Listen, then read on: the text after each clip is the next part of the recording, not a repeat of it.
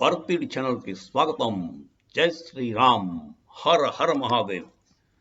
వాయనాడ్ మీరు కాన్స్టిట్యుయెన్సీ మీరు వినే ఉంటారు కదా, చాలా పేరు వచ్చింది. దీనివల్ల రాహుల్ గాంధీ గారు యూపీ వదిలేసి వాయనాడ్కి వెళ్ళారండి. వాయనాడులో గ్యారంటీ వెళ్తున్న నమ్మకంతో అక్కడికి వెళ్ళారు. వాయనాడ్ స్పెషాలిటీ ఏమిటండి? 2020 ఈ అదే 2019లోనే వాయనాడ్కి వెళ్ళిపోయారు ఆయన. వాయనాడ్ స్పెషాలిటీ ఏమిటండి? అక్కడ 55% ముస్లింలు, 20% క్రిస్టియన్స్, మిగిలింది మన వాళ్ళు హిందువులు. అంటే హిందువులు అక్కడ మైనారిటీ, ముస్లిం మెజారిటీ ఉన్న ప్లేస్ కనుక రాహుల్ గాంధీ కాంగ్రెస్ పార్టీ తరఫున ఒక నమ్మకంగా వెళ్ళిపోయాడు. ఎందుకంటే ముస్లిమ్స్ వాళ్ళ సహోదరులు కదా, వాళ్ళ చాలా ఇష్టమైన మనుషులు. వాళ్ళకి ఎందుకంటే వాళ్ళు పాకిస్తాన్ పోటీ మంచిదేమో అనిపిస్తుంది. రాహుల్ గాంధీ జాగ్రత్తగా పాకిస్తాన్ పంపించేస్తే ఎవడు ఈ భుట్టోగాడు కానీ ఇమ్రాన్ ఖాన్ కానీ పనిచేయడు. ఈ తెలివి తక్కుతానికి సరి సమానంగా ఉంటారు. వాళ్ళ బుర్రలు సరిపోతాయి, వాళ్ళ ఆలోచన అంతా కూడా ఒకేలా ఉంటుంది కనుక అక్కడ గ్యారంటీ గెలుస్తాడేమో నాకు అనిపిస్తుంది. సో ఇదండి మన రాహుల్ గాంధీ గారు వాయనాడు వైరం. వాయనాడులో చేసిన నిర్వాకం ఏంటంటే 2019లో ఆయన ఎలక్షన్కి నిలబడడానికి ఇదే క్యాండిడేట్, అదే నామినేషన్కి వెళ్తారు కదండి. నామినేషన్కి వెళ్ళినప్పుడు ఒక ప్రొసెషన్ తీసుకున్నారు. పెద్ద ప్రొసెషన్ తీసుకుని ఆ ప్రొసెషన్ అంతా కలిసి వెళ్ళారన్నమాట. కొన్ని అంటే 50,000 మంది, 60,000 మంది మోటార్ సైకిల్స్ మీద, కార్ మీద వెళ్ళి జెండాలు పెట్టుకుని వెళ్ళారు. ఏం జెండాలండి? ముస్లిం లీగ్, ఇండియన్ నేషనల్ ముస్లిం లీగ్ తాలూకు జెండాలు. ఆ జెండాలు ఆల్మోస్ట్ పాకిస్తాన్ జెండాల్లాగే ఉంటాయి, కాకపోతే ఫుల్ ఆకుపచ్చ రంగుతో ఉంటాయి. ఒక చంద్రుడు అర్ధచంద్రాకారం ప్లస్ దానిపైన ఒక స్టార్ ఉంటాయి. ఈ పాకిస్తాన్లో జెండాలు కూడా అదే ఉంటాయి, కాకపోతే ఒక స్క్వేర్ వైట్ బార్డర్ ఉంటుంది. అంటే అన్యమతస్తులను కొద్దిగా ఎలా చేస్తామని వాళ్ళు ఒప్పుకుంటారు. పాకిస్తాన్ వాళ్ళు వీళ్ళకంటే కొంచెం లిబరల్. ఎవరికంటే ముస్లిం లీగ్ కంటే. ముస్లిం లీగ్లో మాత్రం ఏమాత్రం ఒక్క తెల్ల స్పాట్ ఉండదు. తెల్ల స్పాట్ అంటే క్రిస్టియన్స్ అనుకోండి. మన త్రివర్ణంలో తెల్లదేమో క్రిస్టియన్స్, కాషాయం ఏమో హిందువులు, గ్రీన్ ఏమో ముస్లింలు. గాంధీ గారు పెట్టిన త్రివర్ణం. సరే, ఈ అదే వాళ్ళ last 2019 election nomination Rahul Gandhi వెళ్ళినప్పుడు అంతా మొత్తం పచ్చ జెండాలు ఎగిరాయి. అక్కడక్కడ ఎక్కడో అక్కడ కాంగ్రెస్ వాళ్ళ త్రివర్ణం ఎగిరింది. కాంగ్రెస్ వాళ్ళు కూడా ఆల్మోస్ట్ మన నేషనల్ ఫ్లాగ్ లాగా ఉంటుంది కదా, ఆ ఫ్లాగ్ ఎగిరింది. దాంతో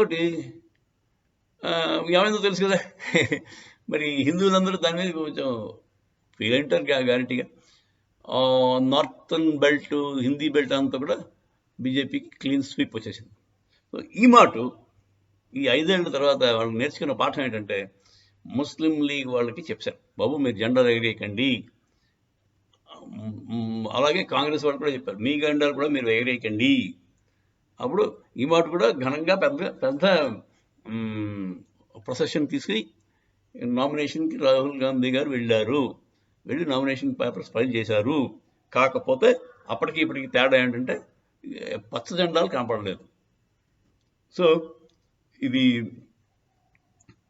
కొంచెం ఇంప్రూవ్మెంట్ అనేది చెప్పాలి. అంటే హిందువుల ఐక్యత పెరుగుతున్నట్టే ఉంది. హిందువుల ఐక్యత పెరిగితే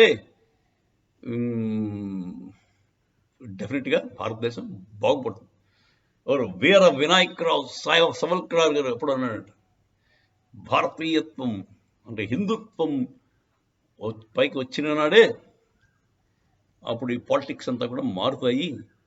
అప్పుడు అందరూ ఎవరి మట్టుకు వాడు పాలిటిషియన్ లీడర్స్ అందరూ కూడా వాళ్ళ కోట్ల మీద జంజాలు వేసుకుని నేను ఫలానా గోత్రస్తుడిని అని చెప్పుకునే రోజులు వస్తాయి అని చెప్పి ఆయన ఎప్పుడో చెప్పాడు. పాప నెహ్రూ గారి టైంలోనే చెప్పాడు. నెహ్రూ గారి టైంలో out and out Muslim appeasement అండి.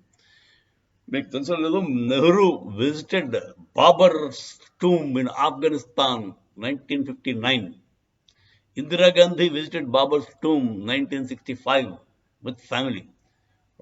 Rajiv Gandhi visited Babar's tomb in Afghanistan once. Rahul Gandhi visited Babar's tomb in 2008.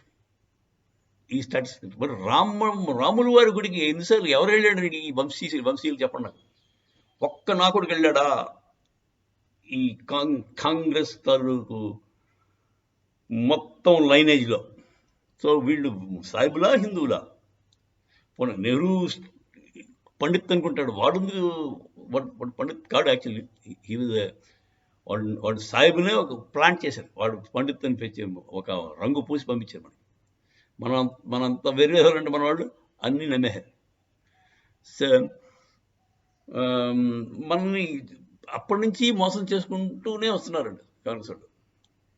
So మనం ఎప్పటికి నేర్చుకుంటాము ఆ కాంగ్రెస్ పార్టీ గురించి? ఎందుకు ఇంత అంటే ఇంకా ఒక్క ఓటు కూడా వస్తుందంటేనే ఆశ్చర్యం నాకు. ఒక్క కాన్స్టిట్యూయెంట్లో వాడు గెలుస్తున్నారు అంటే మన వాళ్ళ సహనశీలత మెచ్చుకోవాలి. హిందువుల తాలూకు గొప్పతనం అది.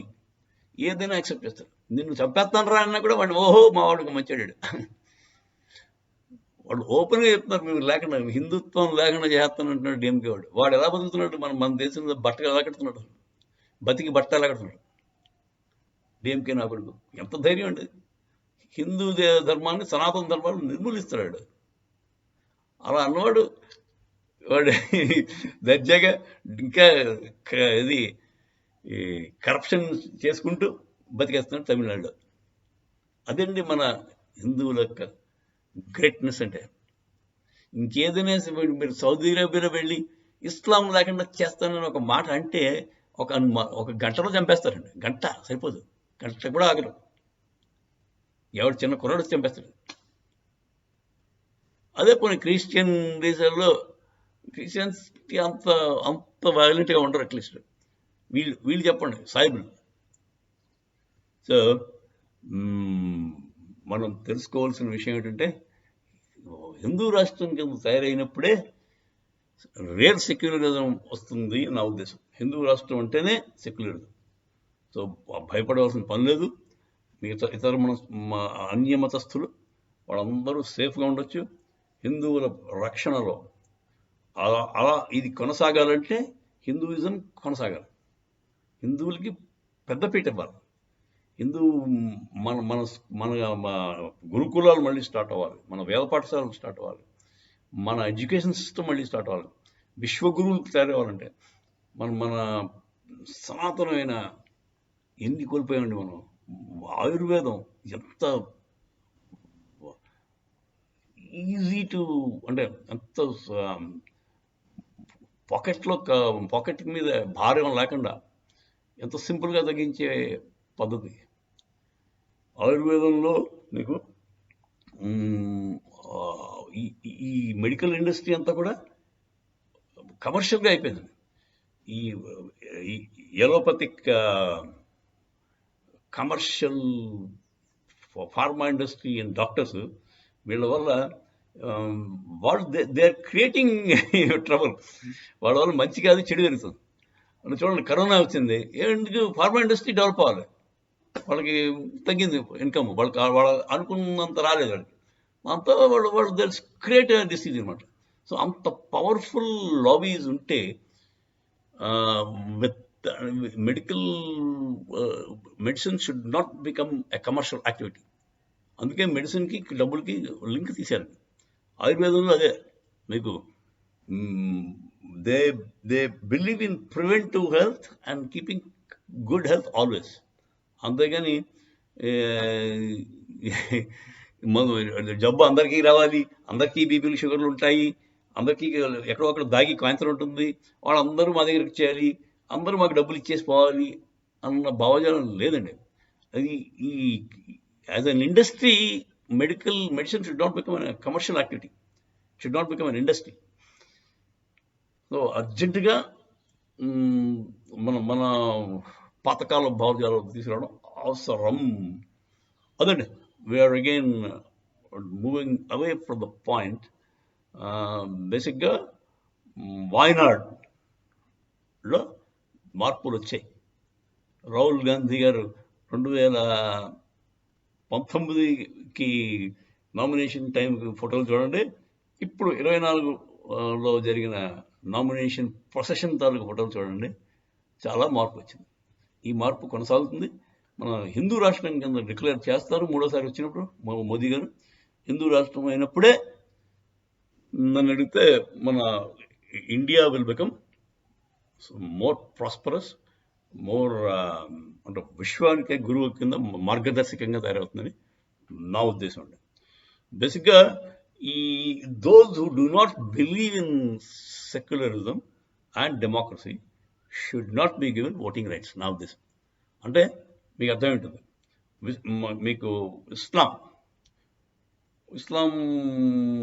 భావజాలం కలిగిన వాళ్ళు, మీకు ఆఫ్ఘనిస్తాన్లో ఓట్లు వేయడం ఉంటుందా? ఎలక్షన్స్ ఉంటాయా? డెమోక్రసీ ఉంటుందా? ఉండదు కదా. సెక్యులరిజం కూడా ఉండదు. మిగతా ఏ ఒక్క దేశం చూపించండి నాకు. పాకిస్తాన్ అంటే అదో బనానా రిపబ్లిక్, దట్స్ నాట్, అది దేశం కిందే కాదు. ఒక్క Islamic country where elections are held proper, అన్బయాస్డ్గా ఎలక్షన్స్ హోల్డ్ చేసే నిజమైన డెమోక్రసీ చెలరేగే ఒక్క ఇస్లామిక్ కంట్రీ చూపించు, ఉండదు.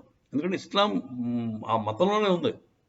నువ్వు either you be this or you don't have a right to live. బతకడానికి నువ్వు ముస్లిం కింద ఉండవు, లేదంటే చావు.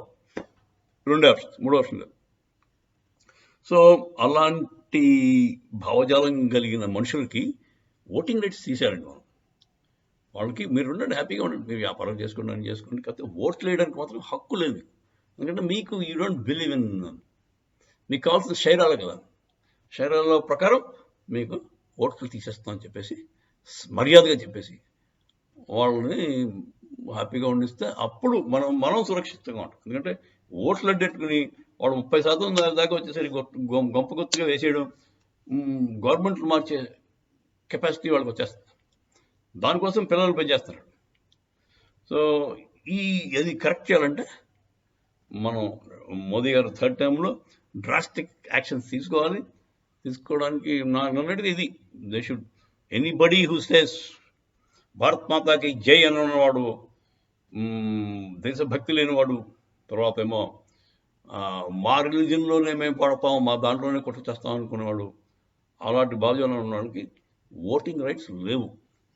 ఉంటాయి అదర్ రైట్స్, నీకు రేషన్ కార్డు ఇస్తాం, ఫ్రీ రేషన్స్ ఇస్తాం, పండుగ చేసుకో, అందరి మిగతా ఫెసిలిటీస్ అన్నీ ఇస్తాం, కానీ ఓట్ మాత్రం నీకు లేదు.